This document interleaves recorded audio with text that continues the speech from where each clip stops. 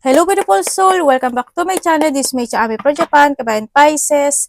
This reading is for you. Tingnan natin ang iyong first half ng May 2026.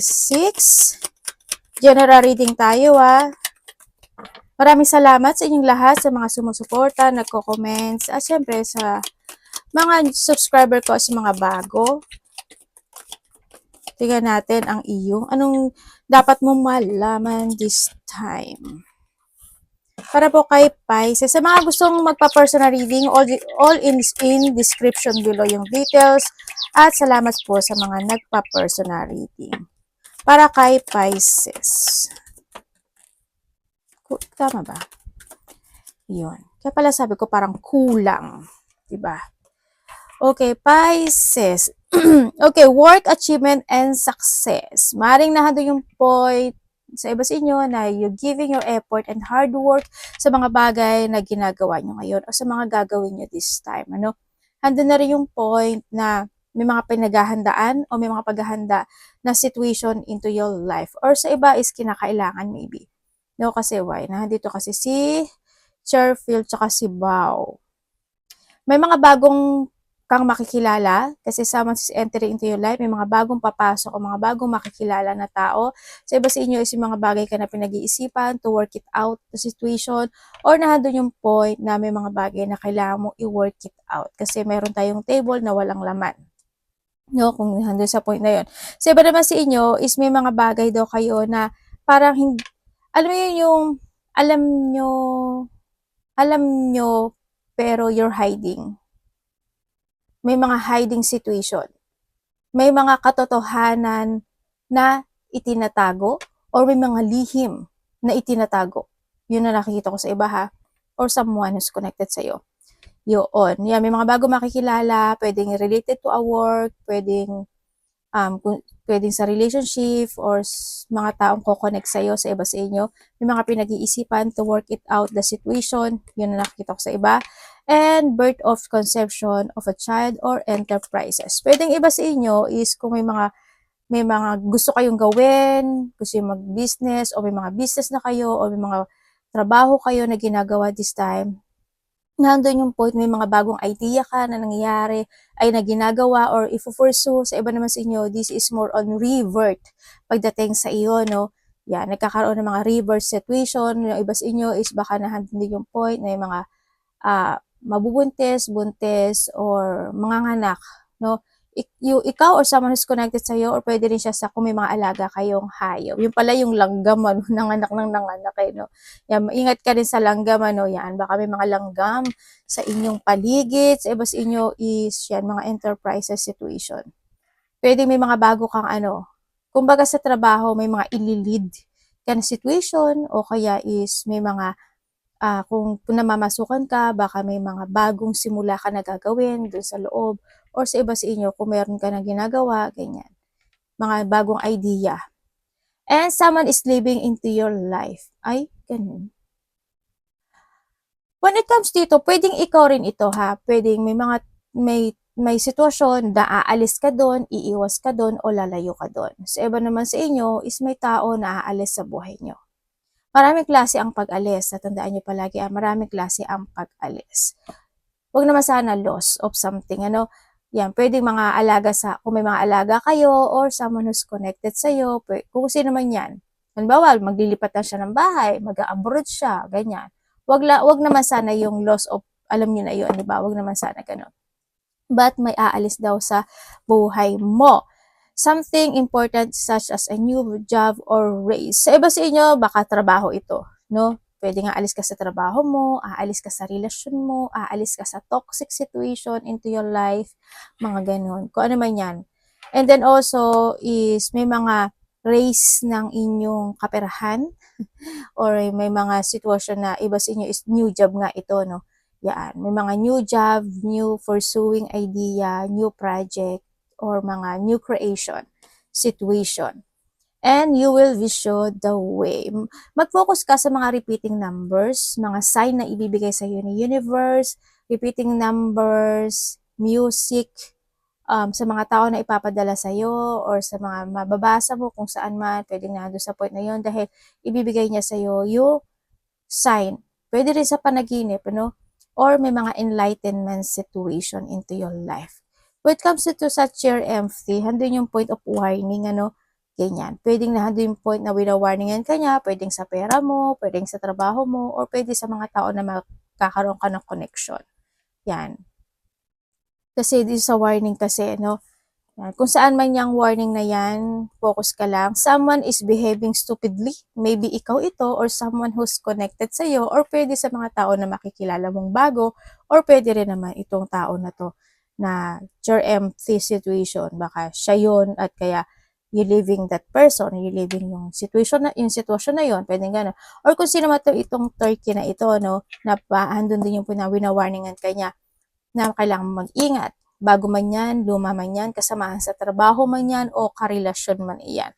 Kailangan mo na mag-trust sa intuition mo, no? Mag-focus ka lang sa sarili mo. Yan, nakita ko dito sa iyo. Sana hindi ikaw yan. Sabay ganun yun. Okay, thank you. Iba sa inyo, maybe you are a tarot reader, no? Congrats kasi there's a blessing coming sa iyo. Yan. Yung iba sa inyo is may mga luck situation.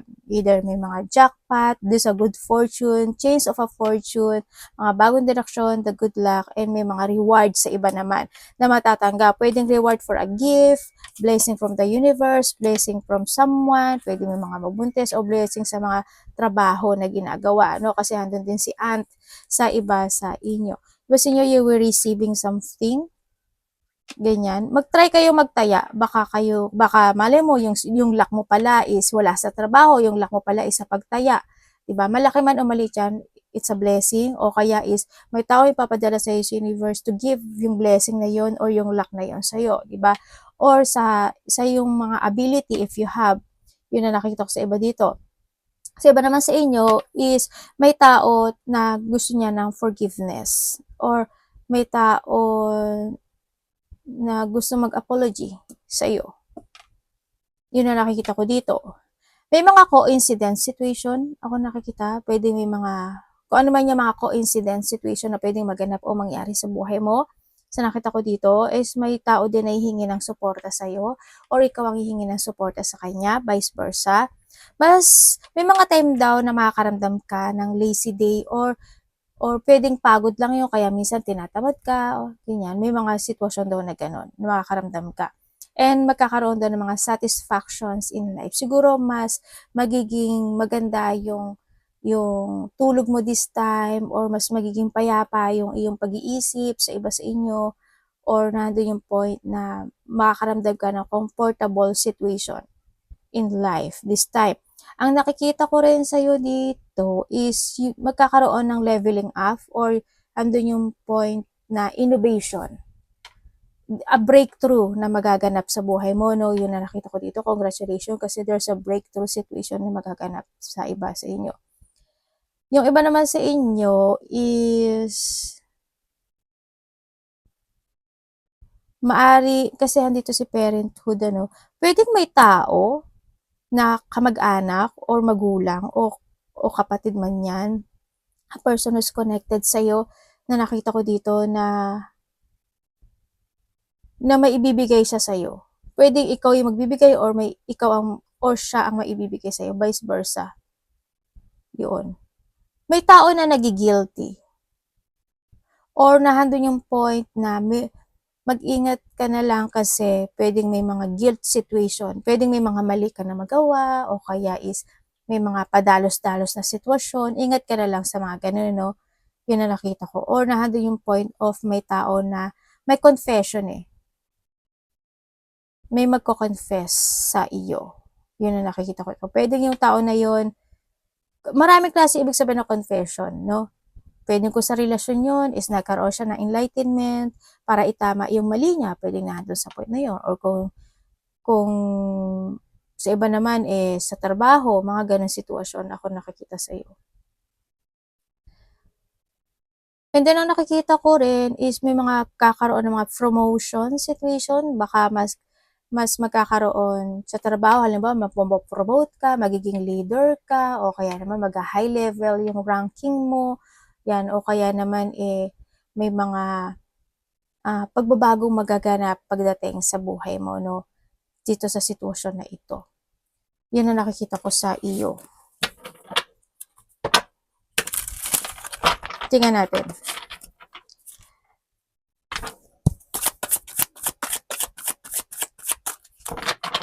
Ingat ka sa paggastos-gastos kasi nandito to.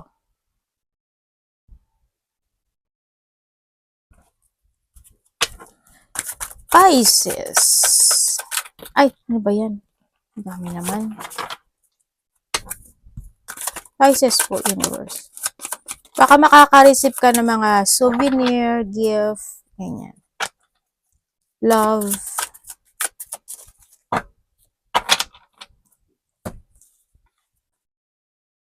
Meron kang, okay, 2, 5, 8, 9. Okay. Mahilig ba kayo sa milk, yogurt, mga dairy situation, mga dairy food, ganyan. Okay. Okay. Pagdating, meron kang 2, 5, 8, 9, Virgo, Pisces, Taurus. And we have the Gemini also, no? So, nakita ko dito.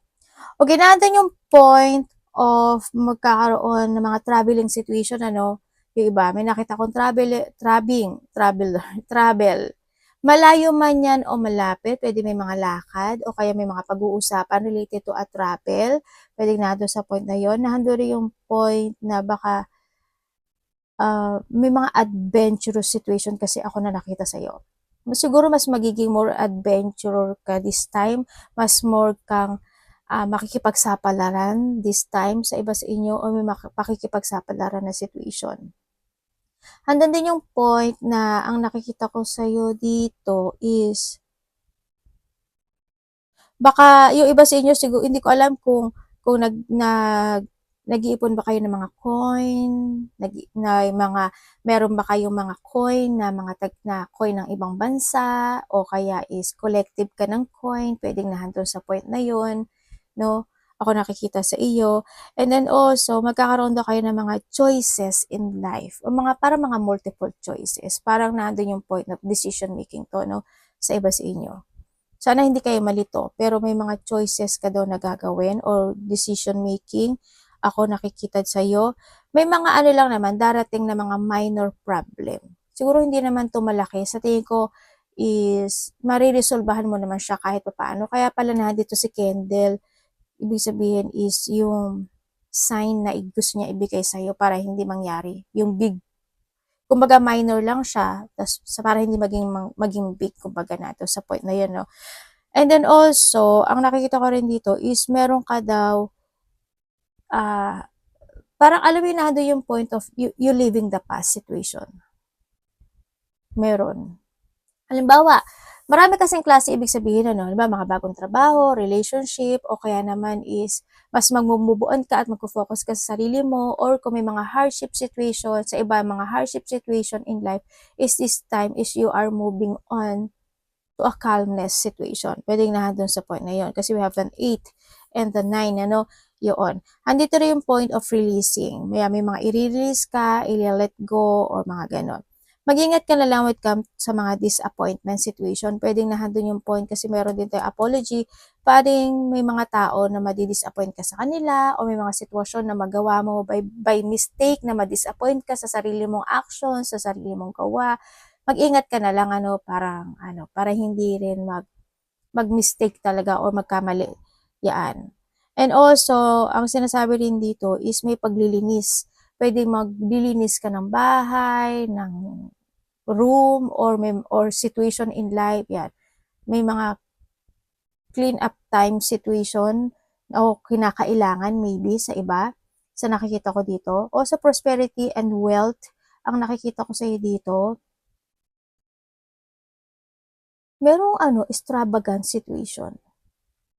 Ako nakikita. Sa iba dito, meron daw kayong bibilhin. Hindi ko alam in what way. Kasi either bibilhin siya or talagang may pagkakagastusan kayo. Sana hindi gano'n kalaki ano. Ingat na lang kayo, 'no? Kung masyadong malaki, eh, hindi rin good. Pero nasa inyo, pera niyo 'yan, eh. Pero may mga gano'n ako nakikita sa iba sa inyo. Andito rin yung point na mas malalaman mo this time kung ano talaga yung purpose mo sa buhay. Kaya andito rin si Candle. Puwede halimbawa, yung purpose ko pala talaga is being a fortune teller. Yung purpose ko talaga is magkaroon ng mga investment in life, ganyan. O purpose ko talaga is ganito pala, mga ganyan. Mas makikita mo daw at magkakaroon ka ng clearing mind na kung ano yung purpose mo sa buhay mo. Mas mararamdaman o makikita o malalaman mo. Or maybe na iba sa inyo binibigay na sa iyo yung yung enlighten na to, hindi mo lang din napapansin, di ba? Nai-ignore mo. Sana hindi mo siya ma-ignore sa nakikita ko sa iba sa inyo. And then also, yung iba sa inyo, baka makakita kayo ng butterfly. Also, the butterfly is a sign of transformation sa nakita ko dito. Or pwede rin naman, kung may mga nawala kayong mga kamag-anak, ganyan, pwede rin yun na sign na dumadalaw sila sa'yo, ganyan. Alam mo, i-ano ko sa'yo ha, dati, kasi palagi ako kasi nakakita ng sign, like a candle. Palagi ko nakakita, dati nakakita ko ng butterfly. As in, may butterfly sa loob ng bahay ko. Dito sa Japan. Sabi ko, ay, may butterfly. Alam mo ba, unang-unang naisip ko, may mawawala. Yun ang unang isip ko, ay may mawawala na kapamilya ko o mawawala na kamag-anak ko, mga ganyan. Tapos, tumawag ako sa Pilipinas, siguro in a second day. Totoo nga, alam mo, totoo talaga. Sabi ko, ate, kamusta? Ganun ako sa ate ko. Tapos, nagtanong na ako, mayroong bang balita na may nawala? Tapos nagkwento siya, o may nawala nga daw. Kaya pala. Yun, yan. Isa yun sa sign, no? Yan, mag-focus kayo. Pero, depende rin kasi sa kulay. Yun. And then also, ang nakikita ko sa iyos dito is merong mga situation na magkakaroon ng mga 50-50 situation. Hindi ko alam ano yung 50-50. Siguro halimbawa, paggagastos ka, siguro may kasama ka, magiging 50-50, kanya-kanya kayo ng bayad, o may mga sitwasyon ka na aaksyonan or gagawin o desisyonan na hindi ka magiging sigurado kung magsasucess ba yon or hindi. Basta may mga 50-50 situation happen kung saan aspeto ng buhay mo yan. Yun ang nakikita ko sa iba sa inyo. And then, may mga bagay naman daw na mahirap baguhin or hindi mo makalimutan, hindi mo mabago, hindi mo ma-let go, o hindi mo maialis sa sarili mo. May mga ganun ako nakikita. Sa iba naman sa inyo is mag-ingat na lang kayo kasi sana hoping hindi naman maganap o mangyari, there's an accident situation. Pwedeng mga minor accident, minor problem, ganyan. Pwede. Basta ikaw or someone who's connected sa'yo, kasi nandito rin si Kier, no? Something need to heal, then ang nakikita ko dito, andun na yung point na may tao dito na kailangan niya talaga ng aruga or pag-iintindi or support, no? Yun na nakita ko dito. Basta mag-ingat na lang kayo, always have a pray na lang din. So nakikita ko dito. And then nandito rin yung point may mga bagay ka doon na isi-surrender na. Ganun. Siguro, universe, ikaw na bahala. Parang maybe yung iba sa inyo, you allow the universe to take you in kung sa kanya dadalhin, pwede na doon sa point. Or sa iba sa inyo is may mga iso-surrender ka. You giving up with something or you surrendering something into your life para nandun sa point na yon. Or kaya naman is nandun yung point na gigisingin ka ng universe para i-alignment ka sa bagay na para sa'yo talaga. Kaya go to the process lang ang nakikita ko sa iba sa inyo. There's an harvesting time sa nakikita ko sa iyo dito. Congratulations. Maari may mga gagawin kasi we have also the bag. Maari may mga ginagawa ka o may ginagawa ka and you will harvest it in a good way kasi we have the 8 din kasi sa nakita ko sa dito rin sila. Maganda yung harvesting mo dito, no? Magbibigay ka talaga ng parang you give your effort dun sa bagay na yon. And yun, ma-harvest mo siya ng maganda. As in, sinakita ko dito. May nakikita ako na application. Papers and documents application. Hindi ko alam in what way. Baka may mga ganong sitwasyon ako na nakikita sa iba sa inyo. Nandun din yung point of devoting the situation. Pwedeng you are very devoted sa trabaho mo, sa relasyon mo, sa ginagawa mo. Yan. Or sa iba sa inyo kasi also we have the care. Maaring may tao na very devoted pagdating sa iyo. Andun yung point na yun. Kumbaga makikipagsapalaran talaga siya sa iyo at parang susunod siya sa agos ng iyong buhay. Parang nando sa point. If this is a love, sa nakita ko. Sa iba naman sa inyo, this is yourself sa mga bagay na ginagawa mo ngayon o gagawin mo this time. Sa nakikita ko sa iyo dito. Pagbabalik ng iyong sigla, yes, is coming. Sa nakita ko dito, iba dito magiging busy. Andun yung magandang simula or magandang situation happen into your life. Pero mag-ingat ka pa rin kasi nandito siya. Kasi nandito rin si Church at si Turkey. Pero sa ating always positive na lang din sa iba sa inyo. Kung may mga bagay na talaga, let go. Yun nakita ko. Sa iba sa inyo. Sana walang nawala, di ba? Kasi we have the cross. No, sana walang nawala. Yun lang naman. Kasi, di ba, dito rin kasi si Chair empty. Kaya kung pagsasamayan ko siya parang something loss. Maraming klase ang loss loss of trust, money, someone, pet. Basta maraming klase ang loss.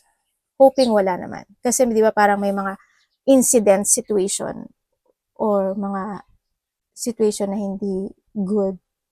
Sana wala. No, nakita ko dito. Iba dito parang bibili kayo ng parang may bibiling kayong phone, yung mga gadget. Ganyan. Pagbili o pag-upgrade maybe sa iba. Arigato namaste, God bless.